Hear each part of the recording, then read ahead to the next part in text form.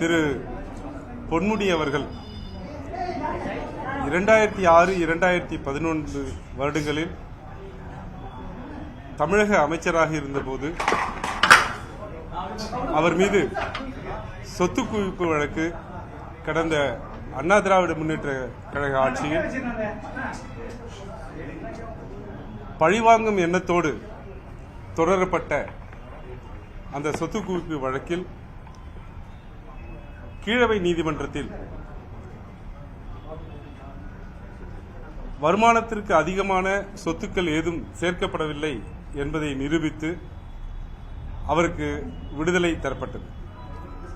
அந்த விடுதலையை எதிர்த்து அப்போதைய அண்ணா திராவிட முன்னேற்ற கழக அரசு தாக்கல் செய்திருந்த மேல்முறையீட்டு வழக்கில் விசாரணை முடிந்து நேற்றைய முன்தினம் சென்னை உயர்நீதிமன்றத்துடைய மாண்புமிகு நீதிபதி திரு ஜெயச்சந்திரன் அவர்கள் கீழமை நீதிமன்றம் கொடுத்த விடுதலை உத்தரவை ரத்து செய்து இன்றைக்கு அந்த குற்றவாளி என்ற தீர்ப்புக்கு மேலாக எவ்வளவு தண்டனை என்பதற்காக திரு பொன்முடி அவர்களையும் அவருடைய துணைவியார் அவர்களையும் நீதிமன்றத்தில் ஆஜராக சொல்லியிருந்தார். ஆஜரான பிறகு இத்தனை வருட பழைய வழக்கு, அதாவது 2011 இதுவரை நிலுவையில் இருப்பதாலும் அவருடைய வயதை கருத்தில் கொண்டும் கீழமை நீதிமன்றம் விடுதலை செய்திருக்கிறது, அதை உயர்நீதிமன்றம் மாற்றி எழுதியிருக்கிறது போன்ற காரணங்களால் 3 வருட சாதாரண சிறை தண்டனையும் 50 லட்சம் ரூபாய் அபராதமும் விதித்து அந்த சிறை தண்டனையை 1 மாதத்திற்கு நிறுத்தி வைத்துள்ளார். அதாவது உச்சநீதிமன்றத்தில் மேல்முறையீடு செய்வதற்கு வாய்ப்பாக அந்த சிறை தண்டனை 1 மாதம் நிறுத்தி வைக்கப்பட்டிருக்கிறது. இந்த வழக்கில் நாங்கள் உடனடியாக உச்சநீதிமன்றத்தில் மேல்முறையீடு செய்வோம். அந்த மேல்முறையீட்டு மனுவில் நிச்சயம் அவர் விடுதலை செய்யப்படுவார் என்பதை நாங்கள் நம்புகிறோம். ஏனென்றால் இந்த வழக்கில் திரு பொன்முடி அவர்களை பொறுத்த மட்டிலும் வழக்கு தொடுக்கும் போதே வெறும் 4 லட்சத்திற்கும் அதிகமான ஏறக்குறைய 4,80,000 ரூபாய் மட்டும்தான் கணக்கில் வராத பணமாக காட்டப்பட்டது. ஆனால் அவருடைய துணைவியார் அவர்கள் விஷால் ஆட்டோ மற்றும் பல நிறுவனங்களை மிக வெற்றிகரமாக நடத்தி வருவதாலும் ஏறக்குறைய 1 வருடத்திற்கு டர்ன் ஓவர் மட்டும் 5 கோடி ரூபாய் வரை இருப்பதாக வருமான வரி தாக்கல் செய்யப்பட்டிருக்கிறது, வங்கிக் கணக்குகள் தாக்கல் செய்யப்பட்டிருக்கிறது. இந்த வழக்கில் மாண்புமிகு உயர்நீதிமன்றம் ஏன் அந்த விடுதலையை ரத்து செய்து குற்றவாளிகள் என்று கருதுவதற்கு இடம் என்றால், திரு பொன்முடி அவர்களுடைய துணைவியார் அவர்கள் ஒழுங்காக வருமான வரி செலுத்தவில்லை, வருடம் வருமான வரியை செலுத்தவில்லை, அந்த ரிட்டர்ன்ஸ் இன்கம் டாக்ஸ் ரிட்டர்ன்ஸை வருடம் செலுத்தவில்லை என்ற ஒரே காரணத்துக்காக மட்டும்தான் அந்த 1,78,00,000 அவருக்கு லாபமாக வந்த விஷால் ஆட்டோ, அது ஒரு மிகப்பெரிய 2 வீலர் விற்பனை நிலையம், கடலூரில் உள்ள மிகப்பெரிய 2 வீலர் விற்பனை நிலையம், அது அவருக்கு சொந்தமானது. சொல்லப்போனால் திரு பொன்முடி அவர்கள் மீது 2006-11 தாக்கல் செய்யப்பட்ட வழக்கு இது. 1996-2001 அவர் வருமானத்திற்கு அதிகமாக சொத்து குவித்ததாக இன்னொரு வழக்கு தொடரப்பட்டிருந்தது. அந்த வழக்கில் உள்ள ஆதாரங்களை எடுத்து பார்த்தீர்களே என்றால், திருமதி பொன்முடி அவர்களுக்கு அவருடைய குடும்ப சொத்தாக மட்டும் 100 ஏக்கரா நிலம் சித்தூரிலே இருந்ததும், அவருடைய சகோதரர்கள் அவருக்கு இந்த நிறுவனங்களிலே முதலீடு செய்வதற்கு மிக அதிக அளவில் பணம் கொடுத்ததும் ஆதாரப்பூர்வமாக நிரூபிக்கப்பட்டிருக்கிறது.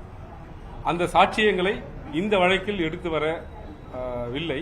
இருந்தாலும் கூட இந்த வழக்கில் விசாரிக்கப்பட்ட வங்கி அதிகாரிகள் மற்றும் வருமானத்துறை வரித்துறை அதிகாரிகள், திருமதி விசாலாட்சி பொன்முடி அவர்கள் மிக லாபகரமாக தன்னுடைய தொழில் நிறுவனங்களை நடத்தி வந்தார் என்பதை ஒப்புக்கொண்டுள்ளார்கள். அதில் 5 கோடி ரூபாய்க்கு மேலாக ஒரு வருடத்திற்கு வியாபாரம் நடத்தப்பட்டிருக்கிறது என்ற விவரங்கள் மிக தெளிவாக நிரூபிக்கப்பட்டிருக்கிறது. ஆனால் உயர்நீதிமன்றம் குறித்த நேரத்தில் வருமான வரியை தாக்கல் செய்யாததுதான் தனக்கு சந்தேகத்தை ஏற்படுத்துவதாக ஒரு முடிவுக்கு வந்து இந்த விடுதலை ரத்து செய்திருக்கிறார்கள். இந்த வழக்கில் நிச்சயமாக திராவிட முன்னேற்ற கழக சட்டத்துறையின் சார்பில் மேல்முறையீடு செய்து மிக விரைவில் திரு பொன்முடி அவர்களுக்கு விடுதலையை மீண்டும் எடுத்து தருவோம் என்பதை உங்களுக்கு தெரிவித்துக் கொள்கிறேன். அமைச்சர் பொன்முடி அவர்கள் சம்பந்தப்பட்ட சொத்துக்கள் முடக்கம் செய்யப்பட்ட சட்டத்துறையுடைய செயலராக தற்போது நீதி வழங்கிய நீதியரசர் ஒரு பாயிண்ட் கோட் பண்ணிருக்காங்க. இதன் மூலமா ஏதாவது நமக்கு ஏதாவது கெயின் கிடைக்குதா? இல்ல, நான் சொல்றேங்க. அதாவது நாங்க ஒரு அது சட்டத்தில் வந்து லேட்டன்ட் பயஸ்பாங்க.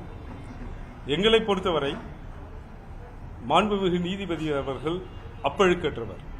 அவர் வந்து எந்த சந்தேகத்திற்கும் அப்பாற்பட்டவர். ஆனால் சட்டத்தின்படி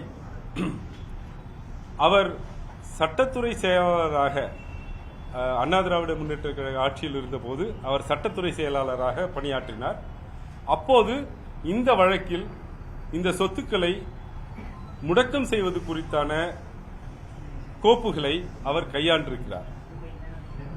அப்படி இருக்கும்போது அந்த பயாஸ் நீங்கள் விரும்புகிறீர்களோ இல்லையோ உங்களுடைய முடிவுகளை அந்த நேரத்தில் கோப்புகளை கையாண்ட விதம் முடிவுகளை பாதிக்கும் என்பதுதான் பயாஸ். அந்த பயாஸ் இருக்கு. ஆனால் எங்களுக்கு இந்த வழக்கை நடத்தும் போது அது தெரிய வரவில்லை. நேற்றைக்கு தான் திரு பொன்முடி அவர்களுக்கு அது தெரிய வந்தது. அதை நாங்கள் நீதிபதி அவரிடம் எடுத்து சொன்னோம். நீதிபதி அவர்கள் சொன்னார்கள், நீங்கள் அப்போதே சொல்லியிருந்தால் கூட நான் இந்த வழக்கிலிருந்து விலகி இருக்க மாட்டேன் என்று சொல்லியிருக்கிறார். இது முழுக்க முழுக்க ஒரு சட்டம் சார்ந்த ஒரு பிரச்சனை. அந்த பிரச்சனையை நாங்கள் நிச்சயமாக உச்ச நீதிமன்றத்திலும் எடுத்துள்ளோம்.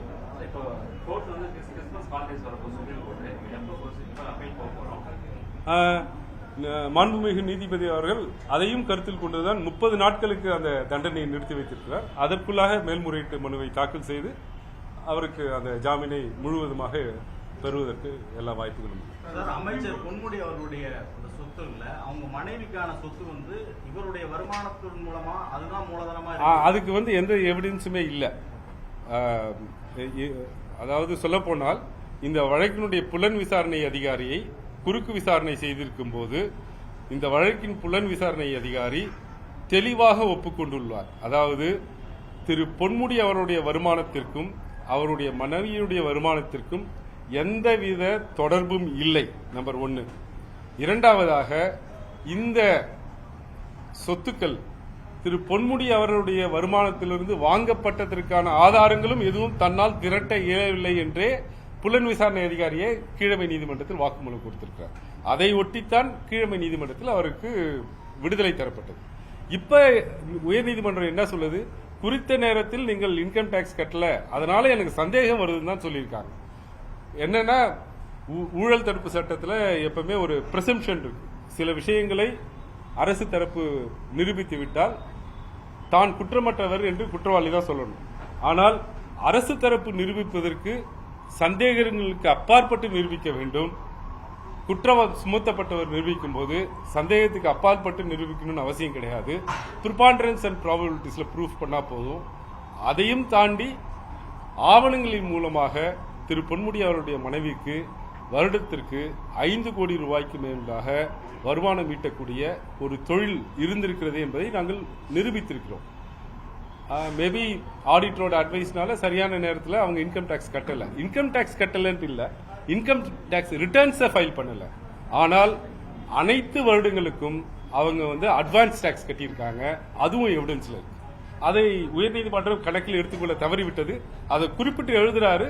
ஆனா நீங்க இன்கம் டாக்ஸ் ரிட்டர்ன்ஸை சரியான நேரத்தில் தாக்கல் செய்யல, அதனால எங்களுக்கு சந்தேகம் வருதுன்னு தான் சொல்லியிருக்காங்க. அது எங்களுக்கு நிச்சயமாக நம்பிக்கை இருக்கிறது. இந்த தீர்ப்பின் மீது நாங்கள் உச்சநீதிமன்றத்தில் மேல்முறையீடு செய்து வெற்றி பெறுவோம். அவருடைய பதவி பொறுப்பு இது சம்பந்தமா சட்டப்பேரவை செயலகம் எப்போ அறிவிப்பு வெளியிடும்? அது உரிய நேரத்தில் அவங்க அந்த நடவடிக்கை எடுத்துருவாங்க. அது ரெப்ரசன்டேஷன் ஆஃப் பீப்புள் ஆக்ட் கீழவும் கான்ஸ்டியூஷன் ஆஃப் இந்தியா கீழவும் என்ன உரிய நடவடிக்கை எடுக்குமோ அதை தமிழக அரசு எடுக்கும். உச்சநீதிமன்ற மேல்முறையீடு செய்தப்ப என்னென்ன மாதிரியான சாத்தியக்கூறுகள் இந்த வழக்கு பொறுத்தவரை? சாத்தியக்கூறுகள் முதல்ல இந்த ஜாமீன் கொடுக்கப்பட்ட 30 நாளுக்கு கொடுக்கப்பட்ட ஜாமீனை நிரந்தரமாக்க வேண்டும். இரண்டாவதாக அந்த வழக்கு எப்போ விசாரணைக்கு வரும்னு தெரியாது, இறுதி விசாரணை எப்போ வரும்னு தெரியாது. நாங்கள் நிச்சயமாக அந்த வழக்கை கன்விக்ஷனையே ஸ்டே பண்றதுக்கு நிச்சயம் முயற்சிப்போம். கன்விக்ஷன் நிறுத்தப்பட்டிருந்தா என்ன மாதிரியான பலன் நமக்கு? கன்விக்ஷன் நிறுத்தப்பட்டு விட்டால் அவருக்கு இருக்கக்கூடிய அந்த டிஸ்குவாலிஃபிகேஷன் போயிடும்.